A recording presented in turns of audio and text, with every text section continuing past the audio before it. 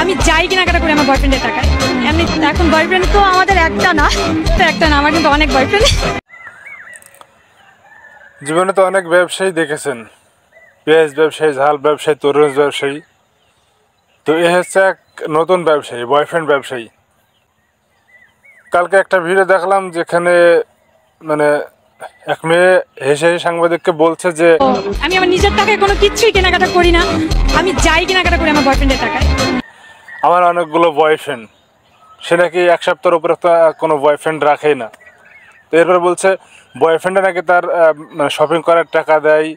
আজকে 50 নিয়ে আসছি, 50,000 নিয়ে আসছি, তো কালকে 1 লাখ টাকা আমাকে পাঠাইছে। এখন দেখি তবে এই মেয়েটা আসলে একটা বয়ফ্রেন্ড আছে, মানে আসলে একটা বয়ফ্রেন্ড আছে।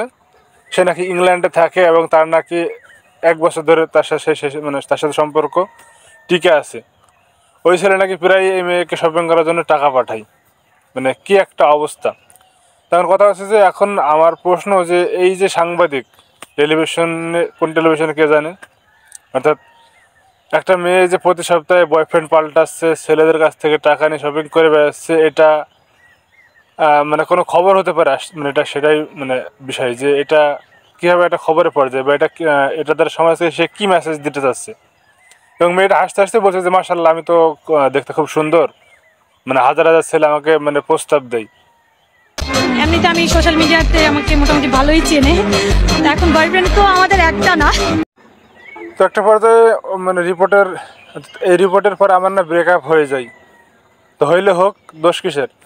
দোষ শুধু যে ওই মেয়ের তা না, মেয়ের পরিবারের এবং ওই সাংবাদিকের। ইনফ্যাক্ট মানে আমাদের যে সমাজ ব্যবস্থা কোন দিকে যাচ্ছে তা বোঝা মুশকিল। অর্থাৎ অন্যের অন্যের কাছ থেকে টাকা বাগিয়ে নেওয়াকে যে এই জনপদের মানে বাহবা দিয়ে একটা মানে ট্রেন্ড হয়ে গেছে। মানে এই হচ্ছে অবস্থা যে কিছুদিন পরে যদি ওই মেয়ের সাথে অনাকাঙ্ক্ষিত কোনো ঘটনা ঘটে, তখন মানে দেখছি যে দোষ হয়ে যাবে সেই বয়ফ্রেন্ডগুলোর বা ছেলেগুলোর, যে ছেলেগুলো ওই মেয়ের সাথে খারাপ কিছু করেছে। তো এই হচ্ছে অবস্থা সমাজের, যে যারা ছেলেরা প্রেম করছে মানে তারাই বা কি দেখে বা কাকে দেখে যে টাকা দিচ্ছে, যে সে আদেও তার সাথে সংসারী হবে কিনা বা তার সাথে সারা জীবন কাটাবে কিনা, তারাই বা কী দেখে টাকা দেয়, এটা আমার বুঝে আসছে না। যাই হোক, আপনারা ছেলেরা সাবধান হন, এসব আওলা ঝাওলা না করে সঠিক পথে হালালভাবে সব কিছু করেন, ইনশাল্লাহ সব কিছু ভালো হবে। এই হুদাই চেনেন না জানেন না একটা মেয়ের পেছনে লাখ লাখ টাকা ঢালছেন, যেখানে আপনার বাপ মার যত্ন নিচ্ছেন না।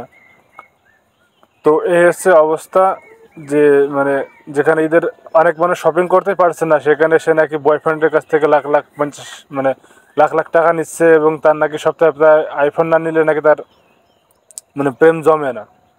তো এই হচ্ছে সমাজের অবস্থা।